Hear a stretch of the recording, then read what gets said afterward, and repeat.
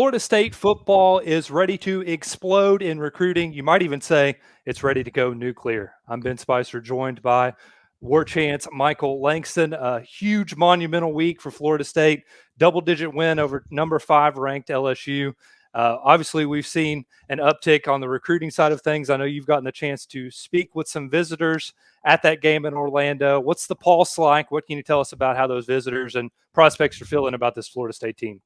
Yeah, it's a lot of excitement. There was a lot of excitement before this game, but then I think it kind of confirmed what a lot of them already thought. That Mike Norvell's been preaching, that hey, yeah, they're building something special, and they're going to be a championship type of a team, and I think that certainly showed with their play. I think a lot of guys were very very impressed. We're still getting up with a lot of guys because there's a lot of, there's like 40 to 50 prospects over there, so certainly already got up with some of them. We did the story on five-star defensive lineman Armando Blunt. Said FSU stands out the most. That's certainly a big development already there. And then two, just a lot of guys that even I was talking to Luke Cromhawk, and Luke was like, "There's a lot of guys that want to jump on," and you could tell just it took it to another stratosphere just because not only just was it a win, but it was a dominating win. And I think the pulse of recruiting is the highest I've seen it that I can remember in a while, maybe all the way back to 2013. But I think it's probably the highest I can remember. It's a buzz I have not seen in a long time, and I think the general thing is they trust the relationships they're already always good at, but now it's starting. The product is starting to match everything they're doing, and a lot of guys want to be a part of this, and a lot of guys that haven't been considering FSU now are going to start considering them. We already saw that reflection earlier tonight. Four-star offensive lineman Jordan Seaton, who wasn't even he visited FSU once in the spring, but now they're blowing up. He's like, you know what? I like what I'm seeing, and he loved his visit in the spring. But I think these games are going to have that type of impact. We've already seen that with guys like wide receiver Jeremiah Smith, 5-star plus receiver out of Chaminade High School. Guys like defensive lineman L.J. McCray, defensive back Zay Mincy. All these guys are talented, top tier prospects that I think this game's going to move the needle. And it also, I think it solidifies the guys that are already committed. It just shows them like, hey, this is leveled up to what Coach Norvell had promised that the program is going, and I think they're delivering in every way. Do you think it helped Florida State in the fact that, it's Sunday night prime time, maybe guys that aren't there are watching, it's the only game on TV, you win in convincing fashion, and kind of as you've touched on, this is like a statement win for Mike Norvell because it kind of says, hey, he's backing it up out there on the field and getting results now. Yeah, I think it was a perfect storm of what they wanted to get out of the game. I think it's like going to the game, you wanted them to just play well. I think that was kind of some of the commits version. Like, hey, we feel like they're going to win, but we want to see them play well. But then we have it on the national scene where everyone in the country is seeing it, even guys that haven't really probably even visited FSU. To do it in that level, the way they did, and dominate the way they did in that one half and the second half, I think said a lot to recruits. Even when things weren't going so well and very sloppy in the first half, Armando Blunt even told me like, you didn't see any of the players get down. It was kind of like just keep grinding.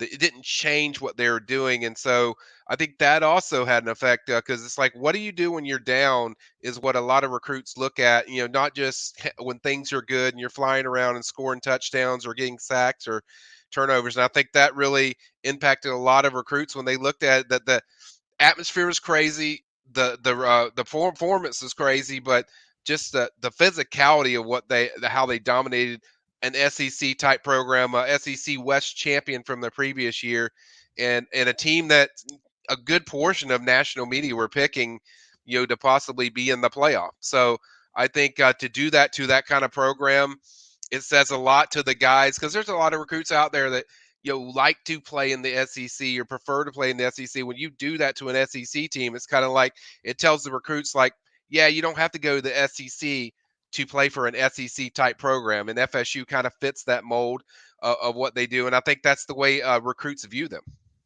On paper, this was a neutral site game. I wasn't there on hand, but it certainly did not look like a neutral site game. With it being in Orlando, this doesn't count as an official visit, right? But it's almost like these recruits are seeing this atmosphere and saying, "Hey, if we're getting this in a neutral site game, what's Doak like?" Yeah, I was joking with a lot of my family over the weekend, but it was almost like a free unofficial visit weekend because you weren't hosting them and you weren't doing all the stuff that you do show around campus, but it was kind of like it was almost better because it was kind of like all these kids know a lot of these kids that are at the game, the 45, 50 guys that people can see on our site on all the list of guys that were there, like you didn't really have to sell anything of what going into it. It was kind of like the product, like told the story. It's like a movie. This game was kind of like telling everything you need to know without doing all the pitch sales and stuff that you have from the coaching staff. So to have those kind of at that kind of atmosphere and I think a lot of the recruits expected there would be a strong contingent of FSU fans. I don't think they thought it was going to be what we saw because it was basically like 80-20. I was there. It was basically I was like I'd probably say like 10,000 LSU fans and the rest was just all Seminoles. Wow. So it was like 80-20 if I had to put a ratio on it. But it kind of showed you kind of the atmosphere and how big it was, but just it was everything all in one where explosive plays. You saw if you're an offensive player and recruit, it's an offensive explosion of Jaheim Bell, Keon Coleman. If you want to see great receiver play, Keon Coleman certainly had an Yeah. effect on guys like Jeremiah Smith and then if you wanted defense, you had defensive linemen. You had 4 sacks in the game for FSU, and so you got kind of everything. That's why I say it was a perfect storm of what they showed product on the field, and I think it just validates what a lot of our guys that covered the team, like Irish Chaffel, Corey Clark, and Jeff Cameron, and all those guys have kind of stated about what this team looks different and just how special this roster is when you look Yeah. top to bottom. When you're out there at practice and you see the amount of skill set and talent that these guys have, I think it kind of validated kind of where they were at and what these kids, a lot of these recruits saw when they came to fall practice or they came to spring practice. And I think it's a validation to the national media because I think a lot of national media didn't really think that FSU was capable of doing this again. I think last year, I think most of them, in my opinion, thought that last year was a fluke because LSU was turned the ball over, fumbling punts, and but even FSU leading most of that game, they didn't get the credit that I think they probably should have. But in this game, I think there was a lot of doubt from the national media that they would deliver on, I guess, the hype that was building of what they've added to their roster from the portal and then high school. So I think it's kind of a validation of, yeah, they are this good, and I think recruits felt like, yeah, they're already there, but hey, to do it again, it was kind of like, okay, we know for sure they're that good. And we've been talking about how good they are all off season, so it's nice to see it come to fruition, and everyone knows that we're not lying now. Yeah, I got to give a yeah, shout out to you and Matt Lasayer. You guys have been working hard. You got the chance to catch up with some prospects and visitors at the LSU weekend. If you guys haven't seen that, please go check it out on the PRB. You guys got some amazing quotes, compiled some tweets, and I know you'll be working hard for the home opener this weekend on Saturday. First game at the season at Doak. You've got guys coming in. Who are some that you're looking at maybe this weekend that stand out to you? yeah. I think we're waiting on the exact list on who's coming in this weekend, but still, we expect some. I expect a few significant names they'll probably come in because this is the best weekend to do that if you're not coming in on one of those big recruiting weekends like Miami. So I expect to have a visitor list on that tomorrow. We also expect to have I'll have a big feature. It's my take on kind of what's ballooning, what's the pulse of recruiting. We're gonna pop that up probably tomorrow, and then both me and Matt are hoping to get up with a lot more of these guys that visited over the weekend, both from South Florida or just in state or just in general.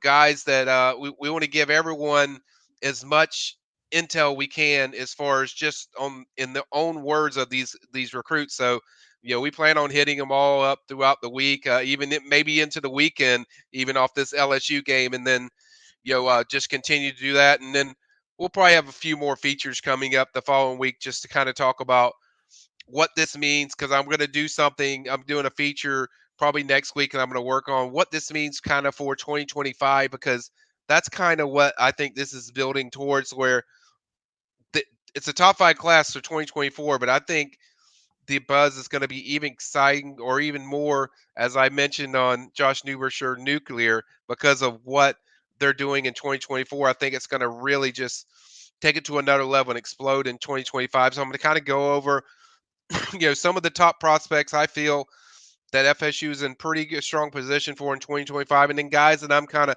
targeting, focus on, just who I think is going to be the top options of that they'll push for. So a lot coming up, both 24 and 25. So stay tuned to Warchant. Don't forget to hit the like button, guys, on this video or Do it any other right now. video.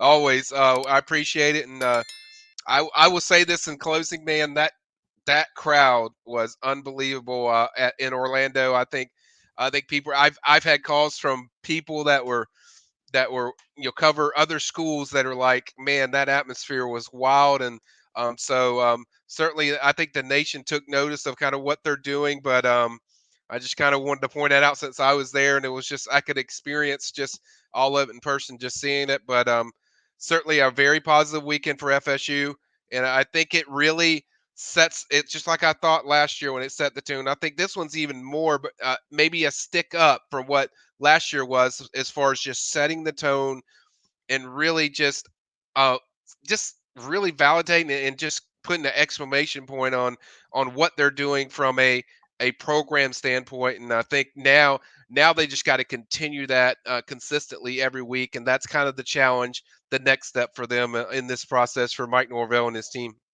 Exciting times, Michael. Looking forward to talking to you as the season goes on, and hopefully we Got it. continue to get good news. Thanks for your You time, got it. man.